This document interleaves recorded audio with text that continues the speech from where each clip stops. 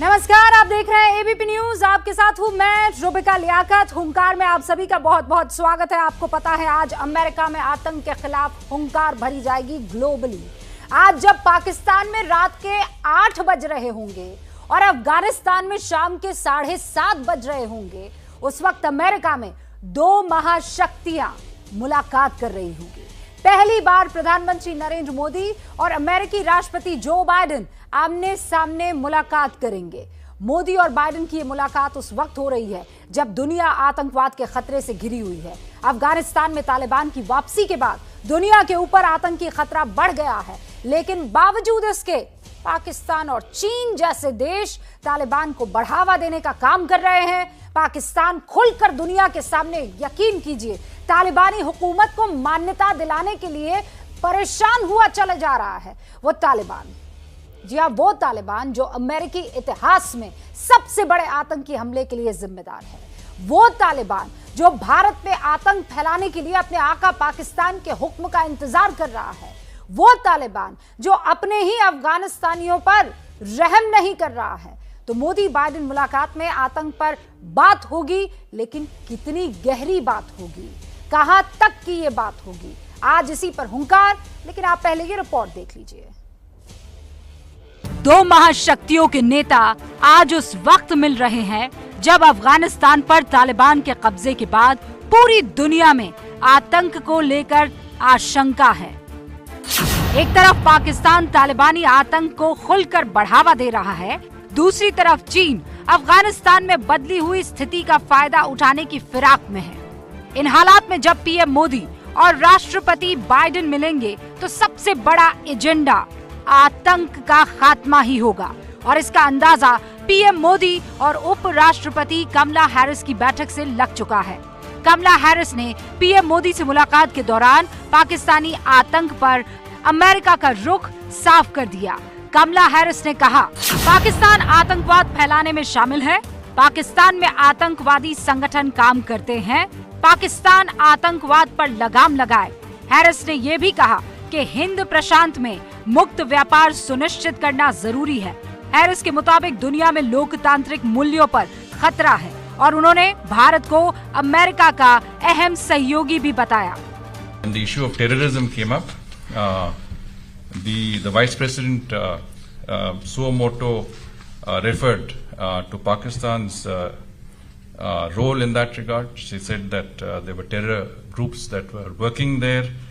She asked Pakistan to take action so that these groups do not impact on US security and that of India. सिर्फ Biden से मुलाकात के दौरान ही नहीं, बल्कि क्वाड की बैठक में भी आतंकवाद सबसे बड़ा मुद्दा बनेगा। क्वाड के मंच से भी पाकिस्तान के आतंक पर वार होना तय है। मैं डेफिनेटली जो भारत के जो मेन कंसर्न्स है, जो टेररिज्म है, स्पेशली अफगानिस्तान के जो बदल हुआ है तालिबान के आने से, एक्सट्रीमिज़म के बारे में, क्योंकि एक्सट्रीमिज़म, टेररिज्म ये कोई कभी भी रीजनल इश्यूज रहते नहीं है। क्वाड के बाद कल बारी संयुक्त राष्ट्र महासभा की होगी। पीएम मोदी का वहां भाषण होगा। यूएन के मंच से भी पीएम मोदी दुनिया को आतंक के खतरे के बारे में आगाह करेंगे। और जो मेहमान हमारे साथ बातचीत करने के लिए जुड़ चुके हैं वो आप स्क्रीन पर आपके सामने हैं। विवेक काटजू साहब, पूर्व राजनयिक, इस वक्त आपको स्क्रीन पर दिखाई दे रहे हैं। एसडी मुनी साहब, पूर्व राजनयिक, इस वक्त आपको स्क्रीन पर दिखाई दे रहे हैं। जनरल के सिन्हा, रक्षा विशेषज्ञ के तौर पर हमारे साथ जुड़ चुके हैं। संजीव श्रीवास्तव जी, विदेश मामलों की जानकार, हमारे साथ जुड़ चुके हैं। अब्दुल समद याकूब साहब को इस वक्त आप देख रहे हैं, पाकिस्तान तहरीक इंसाफ के प्रवक्ता हैं। आप सभी का बहुत बहुत स्वागत है। सबसे पहले अब्दुल समद याकूब साहब, मैं आपसे शुरुआत करना चाहूंगी। जिस तालिबान के खिलाफ पूरी दुनिया एकजुट होकर ये कहने की कोशिश कर रही है कि इंसानियत को खतरा है, उस तालिबान के लिए पाकिस्तान साग जैसे एक बड़े मंच पर, एक बड़े प्लेटफॉर्म पर उसके आने की अगुवाई कर रहा है। मतलब दुनिया जाए एक तरफ, पाकिस्तान चले उल्टा। देखें, नहीं, देखिए, ये आप थोड़ा अपने व्यूअर्स को मिसलीड करने की कोशिश कर रही हैं कि दुनिया जो है ना वो तालिबान के खिलाफ है। कोई तालिबान के खिलाफ नहीं है। इवन आपकी प्रेसिडेंसी में जो सिक्योरिटी काउंसिल की इंडिया की प्रेसिडेंसी में जो रेजोल्यूशन आई है नंबर 259 थी, उसमें भी उनको एक लिस्टिमेसी दी गई है। ऐसी कोई बात इंडिविजुअली अगर उसको वो किया गया है तो वो एक और बात है।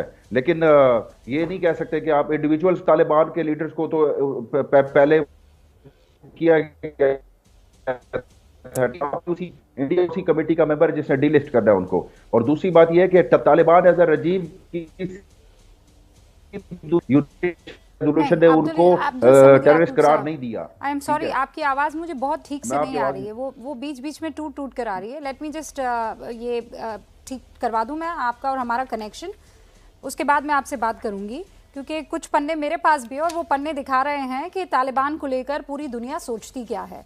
आप अगर ये सोच रहे हैं कि यहाँ रेजोल्यूशन पास हो रहे हैं कि तालिबान को मौका दिया जाए, तो ऐसे रेजोल्यूशन भी पास हो रहे हैं और सबसे बड़ी और सबसे मुफीद जगह पर ऐसे रेजोल्यूशन पास हो रहे हैं जो तालिबान को अब भी दुनिया का सबसे बड़ा दुश्मन मानता है। बहरहाल, मेरे साथ काजू साहब भी है, इस मसले पर लगातार हमारे साथ जुड़े रहे। काजू साहब, मैं पाकिस्तान को एक तरफ रख रही हूँ, मैं ये कह रही हूँ आज जो दुनिया के दो पावरफुल डेमोक्रेसीज के राष्ट्रीय अध्यक्ष मुलाकात करने वाले हैं, उसमें आतंकवाद एक बड़ा मुद्दा रहेगा, स्पेशली तालिबान के अफगानिस्तान में आ जाने के बाद। आप कितने उम्मीद लगाए बैठे हैं कि कुछ होगा?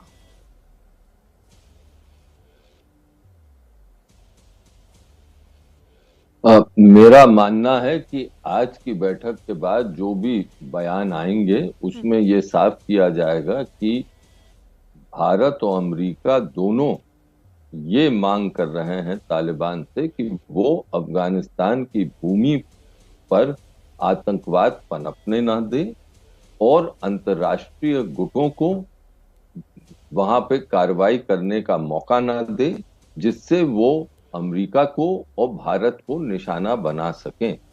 अगर आप देखें तो कमला हैरिस के साथ जो मोदी साहब की बैठक हुई, उसमें जो कमला हैरिस ने मोदी जी से कहा, उसमें भी यही साफ था। उसमें एक बहुत विशेष बात थी, वो ये कि पहली बार मैंने देखा कोई अमेरिका का बड़ा नेता ये कह रहा है कि पाकिस्तान से में जो गुट हैं, आतंकवादी गुट, उनसे अमेरिका और भारत दोनों को खतरा।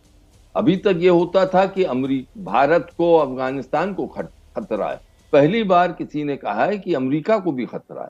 अब देखना यह है कि क्या बाइडेन साहब भी यही कहेंगे जो कि कमला हैरिस ने कहा। हमारे पाकिस्तानी दोस्त इसको समझें। अमेरिका की उपराष्ट्रपति अगर ये कह रही हैं, नायब सदर ये कह रही हैं कि पाकिस्तान में जो आतंकवाद पनप रहा है उससे अमेरिका को खतरा है, उससे भारत को खतरा है, तो एक कॉमन फैक्टर भारत और अमेरिका के बीच में बन रहा है। अब्दुल समद, इसको नजरअंदाज पाकिस्तान कभी नहीं कर सकता। बकायदा आपके मुल्क का नाम लेकर कहा गया है। देखें, आपका नहीं, अमेरिका की मैं उनकी स्टेटमेंट को इस तरीके से जस्टिफाई करूंगा कि अमेरिका, ऑस्ट्रेलिया, जापान और इंडिया का जो क्वाड है, जिसमें उसने इंडो पैसिफिक को और चाइना को डैटर करने के लिए ये जो आप रीजनल ब्लॉक्स बना रहे हैं, उसमें जाहिर है हम चाइना के साथ खड़े और जाहिरी तौर पर चाइना के साथ खड़े तो अमेरिका को हमसे तकलीफ तो होगी ना। तो उसका मकसद ये टेररिज्म को लेके आना या एक नैरेटिव बिल्ड करना या एक स्टेटमेंट दे देना, उससे हमें नहीं फर्क पड़ता, क्योंकि हमें पता है कि अगर बाइडेन साहब प्राइम मिनिस्टर को कॉल नहीं कर रहे तो उसके पीछे क्या वजूहत है। उसके पीछे वजूहत ये है कि उनको काउंटर करने के लिए भी हमारे यहाँ ब्लॉक्स बन रहे हैं। जाहिर है हम एक चाइना ब्लॉक में हैं, यहाँ पे मलेशिया, टर्की, अफगानिस्तान की सूरत हाल बदल गई तो आप दूसरी तरफ दूसरे ब्लॉक में, हम दूसरे ब्लॉक में, और शॉर्ट ऑफ एक कोल्ड वॉर होने जा रहा है। अब तो ये समझ साहब, फिर कनेक्शन की प्रॉब्लम है। ये कनेक्शन जो है वो दोबारा लाने की कोशिश कर रहे हैं, चाइना को डटर करने के लिए टूटता चला जाता है हर बार। कोशिश हम करते हैं कि बेधड़क और बेरोक टोक बात हो, लेकिन वो कनेक्शन फिर टूट जाता है। आप कह रहे हैं दूसरे ब्लॉक में, इस दूसरे ब्लॉक को पूरी दुनिया बहुत ही उस निगाह से देखती है जिसको इज्जत भरी निगाह नहीं कहा जा सकता है, क्योंकि ये सबको दिक्कत देते हैं। जिन ब्लॉक्स की आप बात कर रहे हैं, कभी कोरोना फैलाकर दिक्कत देते हैं, कभी आतंकवाद फैलाकर दिक्कत देते हैं। एसडी मुनी साहब, जी बताइए क्या सवाल है आपका। मुनी साहब जो मेरा सवाल है वो यही है कि समझ साहब ये कह रहे हैं कि हम अलग ब्लॉक में हैं और इसीलिए अमेरिका हमें नीचा दिखाने की कोशिश करेगा। वो आतंकवाद को एक शील्ड बनाकर और हमें नीचा दिखाएगा। हमें इससे कोई फर्क पड़ता नहीं है। आपको लगता है कि पाकिस्तान को इससे फर्क नहीं पड़ेगा? जो बाइडेन का फोन ना करना इतना फर्क पड़ता है इनको? नहीं, फर्क इनको कुछ नहीं पड़ता है। देखिए, अमेरिका ने ओसामा बिन लादेन को पाकिस्तान की जमीन से निकाला और तब भी हम लोग सभी ये कहते रहे कि असली जड़ जो है टेररिज्म को फैलाने वाली वो पाकिस्तान में है। लेकिन अमेरिका की इतनी मजबूरियां हैं कि वो, और अभी भी मैं समझता हूं कि पाकिस्तान के ऊपर अमेरिका का जो रवैया है उसमें कहीं न कहीं कोई संशय रहेगा। एक तरफ तो उनको खुद खतरा है, जो अलकायदा है वो अफगानिस्तान और पाकिस्तान में पनपा है और वापस रिपोर्ट्स ऐसी आने लगी है कि वो वापस तैयार हो रहे हैं। और दूसरी तरफ उनको पाकिस्तान की जरूरत रहेगी, क्योंकि अफगानिस्तान में क्या करना है, चीन के साथ क्या करना है, अलकायदा का क्या होगा, दूसरे जो टेररिस्ट ग्रुप्स हैं उनका क्या होगा। तो अमेरिका की अपनी परेशानियां हैं और ये बात सही है कि टेररिज्म के मुद्दे पर हमारे साथ अमेरिका के व्यूज मिलते हैं, क्योंकि उनको भी खतरा है। वो सिर्फ हमारे खतरे के लिए नहीं बोल रहे हैं, उनको भी खतरा है। और हम समझते हैं कि हम तो खतरे का सामना कर ही रहे हैं बहुत बहुत लंबे समय से। इसीलिए अमेरिका का जो रवैया है पाकिस्तान के ऊपर, उसमें दोगले बयान आएंगे ऐसा मैं मानता हूं। और अभी जो बयान है कमला हैरिस ने दिया है वो ठीक दिया है, और वो इसीलिए दिया है कि अमेरिका को खुद परेशानी है कि पाकिस्तान टेररिस्ट को बढ़ावा देगा, उनको पनपाने की कोशिश करेगा। जनरल सिन्हा, आप एसडी मुनी की बातों से इत्तेफाक रखते हैं? दोहरा रवैया अमेरिका का होगा पाकिस्तान को लेकर, बैड कॉप गुड कॉप?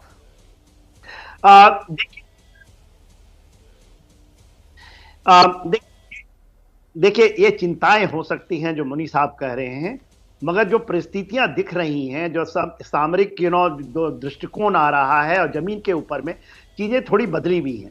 देखिए, ऐसा इसको इस तरह से समझने की चेष्टा करिए कि पहले जब हमारे प्रधानमंत्री गए या हम जाते थे तो हम जाते थे वहां पर ये देखने कि अमेरिका क्या सोच रहा है। आज के दिन में परिस्थितियां टोटल बदल गई हैं। अमेरिका ये सोचता है कि भारत क्या सोच रहा है इस इलाके में, उसकी क्या पहल है।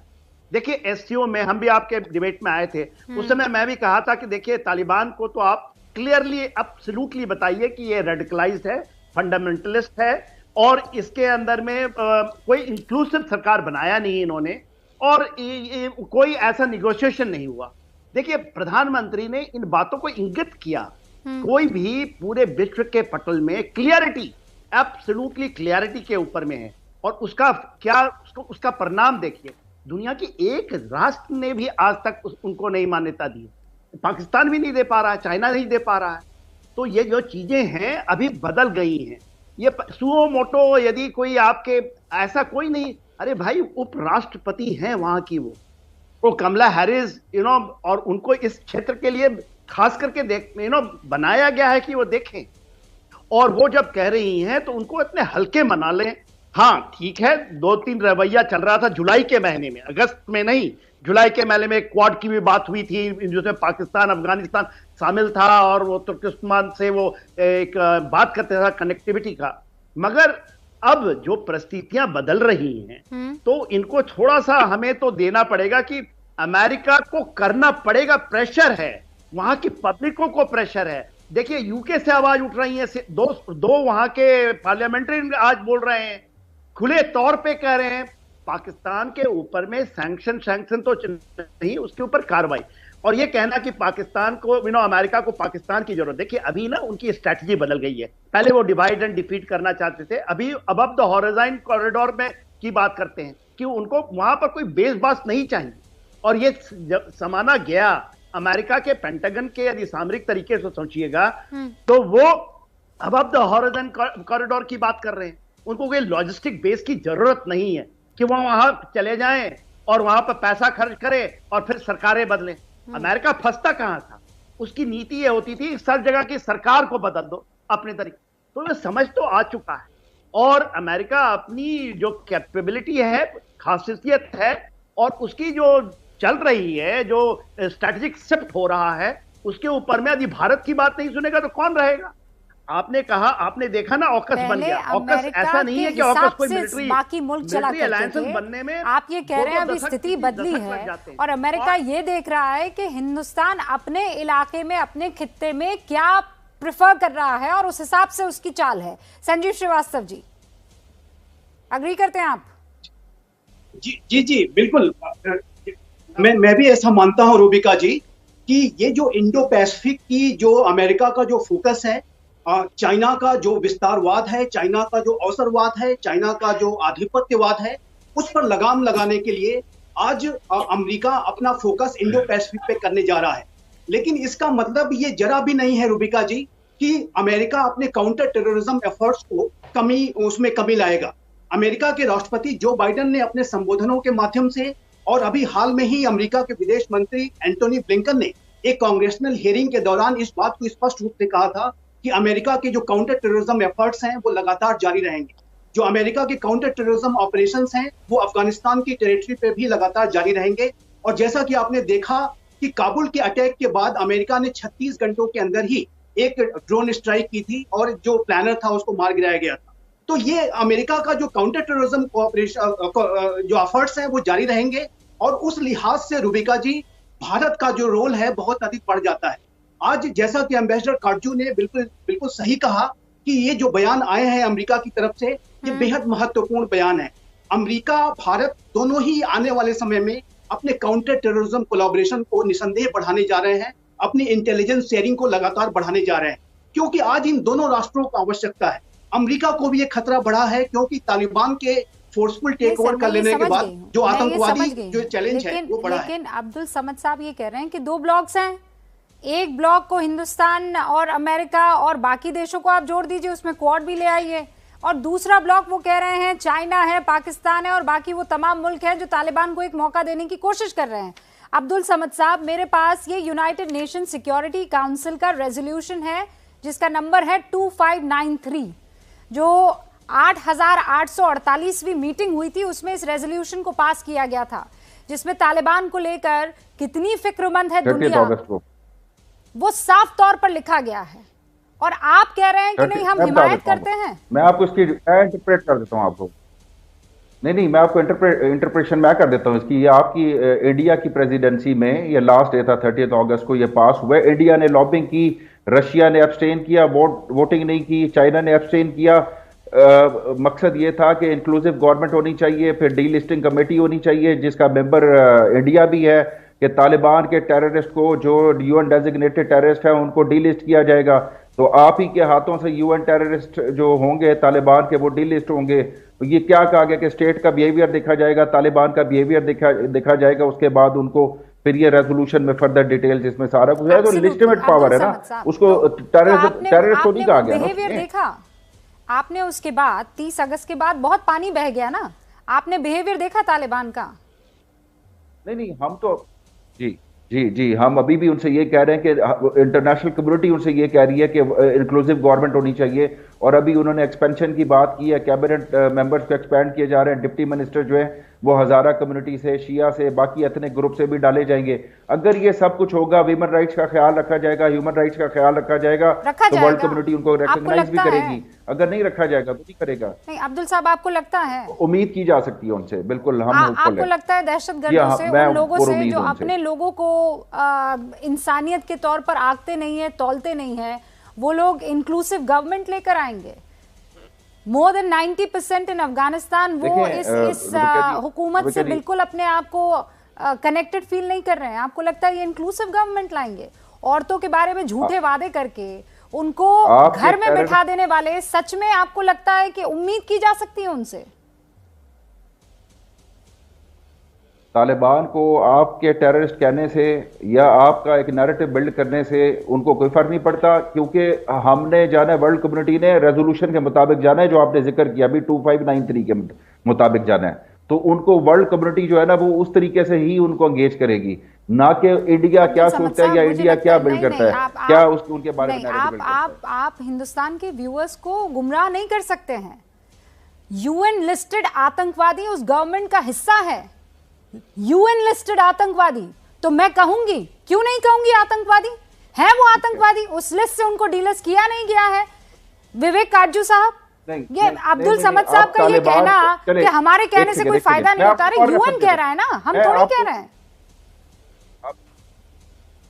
अब काजू साहब के पास है, मैं एक और रेफर दे देता हूँ। मेन जो उनके बारे में आई थी वो रेजोल्यूशन नंबर थी 1267।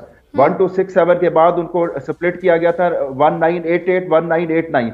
1988 तालिबान के हवाले से थी रेजोल्यूशन नंबर 1989 जो थी वो अलकायदा के हवाले से, दोनों को स्प्लिट कर दिया गया। इंडिविजुअल्स को डेजिग्नेट किया गया, Taliban as a regime, Taliban as a organization terrorist declare किसी भी रेजोल्यूशन के तहत नहीं की गई। तो आप लोगों को अपने व्यूअर को मिसलीड ना करें, गुमराह ना करें, चलाने वाले हैं वो टेररिस्ट है। हाँ, बहुत बार होता है कि दो बड़े नेता जब आपस में बात करते हैं तो किसी समझौते पे पहुंचते हैं, आपसी जो विचार हैं वो सहमति की तरफ जाते हैं और सही समय पर उसको दुनिया के सामने लाया जाता है। और हो सकता है कि आज नहीं हो, लेकिन अगर आप इजाजत दें तो एक शब्द मैं अपने पाकिस्तानी मित्र से कहना चाहता हूँ। जरूर सर। अब देखिए, तीन चीजें हैं। पहली चीज तो अब ये इनकार नहीं किया जा सकता कि तालिबान सरकार में ऐसे लोग हैं जो कि 1267 लिस्ट में हैं शामिल और दुनिया उनको आतंकवादी मानती। ये इस वक्त फैक्ट है, पाकिस्तान माने या ना माने वो अलग बात है, लेकिन दुनिया माने। दूसरी चीज, दुनिया तालिबान से मांग कर रही है जिसके अंदर P5 के सब देश शामिल। अभी P5 की यानी चीन, रूस, ब्रिटेन, फ्रांस और अमेरिका की मीटिंग हुई यूएन के सेक्रेटरी जनरल से। उस मीटिंग में सेक्रेटरी जनरल ने बाद में आके बयान दिया कि सब देशों ने मांग की तालिबान से कि आप अपनी सरजमी को अंतर्राष्ट्रीय आतंकवादी गुटों को इस्तेमाल ना करने। और तीसरी चीज जो कि हमारे दोस्त जो कि पीटीआई से संबंध रखते हैं उनको मालूम होगा कि इन्हीं के प्रधानमंत्री इमरान खान ने बयान दिया है, बीबीसी को बयान दिया है कि वो इस वक्त परेशान है, वो घबराए हुए हैं कि अगर तालिबान ने अपना रवैया नहीं बदला तो अफगानिस्तान में गृह युद्ध होगा। इसलिए इस वक्त पाकिस्तान की जिम्मेदारी है, सबसे ज्यादा जिम्मेदारी दुनिया में अगर एक देश है तो वो पाकिस्तान है कि वो तालिबान को ठीक राह पे ले जाए, तालिबान की मदद करी और उनको इस यहां तक तो आप ले आए, हमारे पाकिस्तान ले आया कि काबुल पर उन्होंने कब्जा किया और अफगानिस्तान को अपनी गिरफ्त में किया। और क्या आज के दिन वो अपना पल्ला झाड़ लेगा पाकिस्तान और कहेगा कि दुनिया करे ठीक उसको? ये तो जिम्मेदारी आपकी बनती है भाई। अब आप लाए हैं, आप ठीक करें, अब्दुल समद नहीं तो ये आपको डसेगा। राजू साहब, आप शायद वो शख्स हैं कि इंडिया में जिसको सबसे ज्यादा क्रिटिसिज्म फेस करनी पड़ी इस बात के ऊपर कि आपने इंडियन गवर्नमेंट को एडवाइस किया कि वो तालिबान को एंगेज करे, तालिबान को हर लेवल के ऊपर एंगेज करे। अब आप ही वो शख्स है जिनको इंडिया में सबसे ज्यादा क्रिटिसिज्म फेस करनी पड़ी। हालांकि मैं तालिबान से हम बात करें, लेकिन जिम्मा आपका है। बिल्कुल नहीं, हमारा आज भी मैं कहता हूं भाई कि हमें बात करनी चाहिए, लेकिन उसके माने ये नहीं कि हिमायत कर रहे हैं कि तालिबान जो कर रहे हैं वो ठीक है। लेकिन जहां पे एक पूरा नैरेटिव बिल्ड किया जाएगा, एंटी तालिबान कैंपेन चलाई जाएगी, उनको ब्रूटल्स कहा जाएगा, उनको दहशतगर्द कहा जाएगा, तो क्या तालिबान फिर आपसे बात करने के लिए तैयार होंगे? क्या वो ट्रस्ट डेफिसिट बीच में नहीं आएगा? मैं आपकी तो बड़ी तारीफ करता हूं इस मामले में कि आप ग्राउंड रियलिटीज को सामने रखते हुए तालिबान को एंगेज करने की बात करते हैं, लेकिन आप इंडिया में जो हॉकिश है वो नहीं मानते। आप उनको काबू में लाएं, आप लाए हैं उनको, आप काबू में लाएं। अरे भाई, मेरी बात माने ना माने वो अलग कर रहे हैं, हर लेवल के भाई मेरी बात माने या ना माने, मैं आज भी अपने पॉइंट पे कायम हूं। ये सुनने दें, सुन लें फिर जवाब दें। मैं आज भी उस पॉइंट पे कायम हूं कि हमें तालिबान से बात करनी चाहिए, हमारे सामरिक हितों में हित में वो है। लेकिन जो जिम्मेदारी आपकी बनती है वो भी बात मैं आपसे कहना चाहता हूं, आप लाए हैं उनको, आपकी जिम्मेदारी बनती है कि उनको आप सीख रास्ते पे ले जाएं। अब आप ये नहीं कह सकते कि दुनिया ये करे और दुनिया वो करे, शर्त दुनिया पे शर्तें लगाएं। ये कहां की बात हुई? राजू साहब, मेरे इल्म में थोड़ा सा और इजाफा कर दे। मैं आपसे जानना चाहूंगा कि क्या तालिबान एज अ रजीम किसी भी रेजोल्यूशन के तहत टेररिस्ट है, या इंडिविजुअल्स उसके तालिबान के लीडर्स को टेररिस्ट डिक्लेयर किया गया, यूएन डेजिग्नेटेड? ये मैं आपसे जानना चाहूंगा। अगर देखिए, अगर हाँ, आप सही आपने पूछा, इसका जवाब दूंगा मैं। इस वक्त तालिबान के अगर जो उनके गवर्नमेंट में इंटीरियर मिनिस्टर है वो लिस्ट में है शामिल, इंटीरियर मिनिस्टर सिराजुद्दीन हक्कानी, जिसके आईएसआई से बहुत नजदीक संबंध है, इसको आप भी अगर अपने दिल को ठीक से टटोलें तो आप भी इसको स्वीकार करेंगे, इसको आप भी मानेंगे, इमरान खान भी मानेंगे कि सिराजुद्दीन से आपके संबंध है, जलालुद्दीन उनके पिता से आपके संबंध। लेकिन अगर आज वो इंटीरियर मिनिस्टर है और वो यूएन की लिस्ट में है आतंकवादी, तो उस ऐसी सरकार को आप क्या कहेंगे? लेकिन गुलबदीन हिकमत यार भी तो यूएन डेजिग्नेटेड था, उसने भी सबसे ज्यादा अटैक किए थे, उसामा बिन लादेन को तोड़ा बोरा से निकाल कर सेफ पैसेज दिया था, तो उसको भी डीलिस्ट कर दिया गया बाद में। अब आप ही की इंडिया भी उस 15 मेंबर कमेटी का मेंबर है। और उसके देखिए, गलती तो दुनिया की ये हुई, आपने उसामा बिन लादेन का नाम लेके ठीक किया भाई। उसामा बिन लादेन को जो भी लाया वो पाया कहां गया? वो तो आपकी मिलिट्री एकेडमी के बिल्कुल बगल में पाया गया।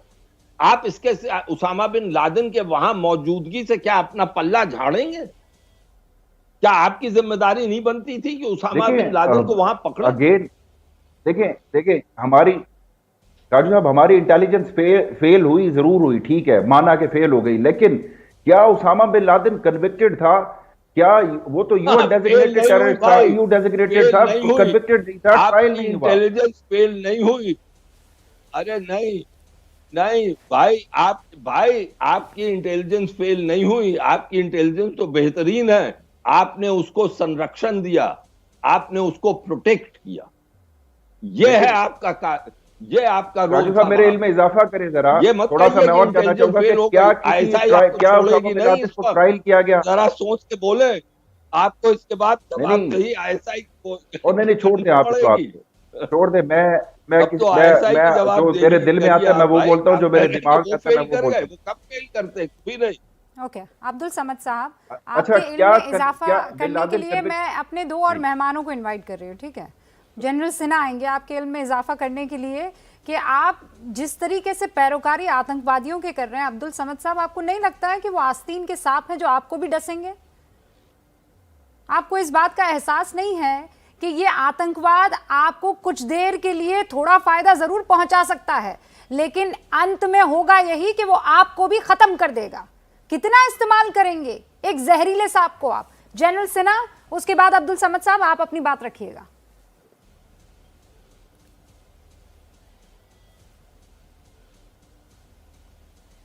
देखिए रूबिका जी, जिस तरह से पाकिस्तान में खास करके इमरान साहब इसके पीछे पड़े थे, उन्होंने कह दिया कि ये तो गुलाम थे, आजाद हो गए।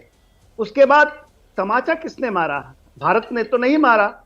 ये जब उन्होंने गलती से कह दिया कि इंक्लूसिव सरकार होनी चाहिए, एक शब्द निकाली, एक बात तालिबान ने कहा औकात में रहें आप, औकात में नहीं रहेंगे तो वहां पर हम आ रहे हैं आपके पास में। ये कहा कि आप औकात में रहें, और उनको दिखा दिया, उनको आईना दिखा दिया कि भैया क्या चीज है।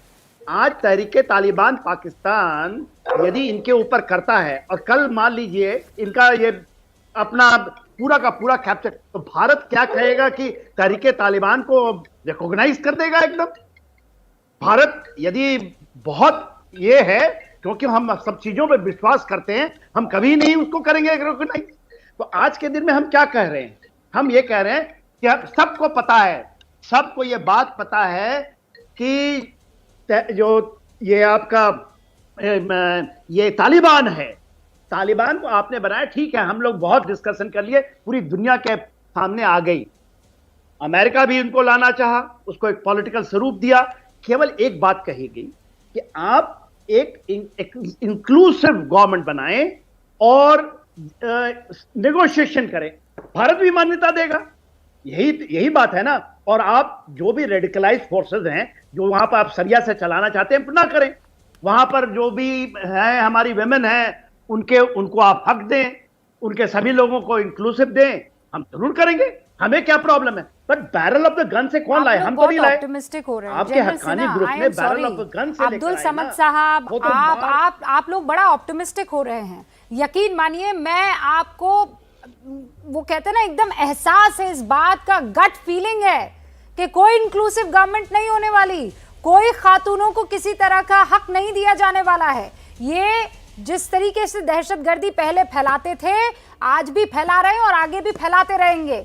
यकीन है ये, यकीन। तो आज 8:30 बजे के करीब दो महाशक्तियां आपस में मुलाकात करने वाली है और इसलिए मुनी साहब, मेरा सवाल आपसे ये है कि इस मुलाकात से हम क्या कुछ उम्मीदें कर सकते हैं, खासकर अगर पड़ोसी मुल्क और उसका साथी तालिबान, इनसे निपटना हो तो? 30 सेकंड में सर। देखिए, इनके साथी तालिबान से निपटना हो तो हमें जानना पड़ेगा कि अमेरिका किस हद तक पाकिस्तान को इसके लिए जिम्मेदार समझता है। मैंने जैसे पहले भी कहा था और मैं मानता हूं अभी भी कि पाकिस्तान के बारे में अमेरिका की राय को हमें और एक्सप्लोर करना चाहिए। क्योंकि वो जो कह रहे हैं अभी ठीक कह रहे हैं कि पाकिस्तान से उनको खतरा है और इसी वजह से वो पाकिस्तान का नाम दे रहे हैं। लेकिन उसके दूसरे देशों पे क्या परिणाम होंगे, भारत जैसे देशों पे क्या परिणाम होंगे, इसके बारे में हमें उनसे ज्यादा एक्सप्लोर करना पड़ेगा। और उसके साथ ही साथ एक ये ऐसा आश्वासन भी उनसे लेना पड़ेगा कि पाकिस्तान और अफगानिस्तान में अगर टेररिज्म बढ़कर वो दक्षिण एशिया के दूसरे देशों में और हिंदुस्तान में फैलता है तो अमेरिका उसके लिए क्या करने को तैयार है। देखिए, अमेरिका की अभी जो छवि है कि 10,000 लोगों ने पुलिस को घेर कर हमला किया, उसके बाद पुलिस ने जवाबी कार्रवाई की।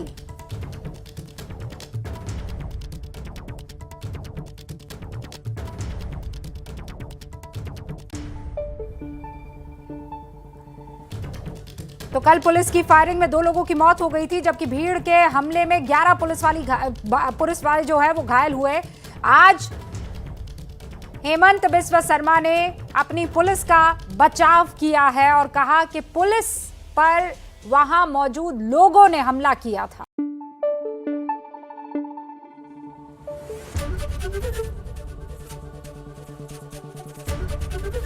एबीपी न्यूज आपको रखे आगे।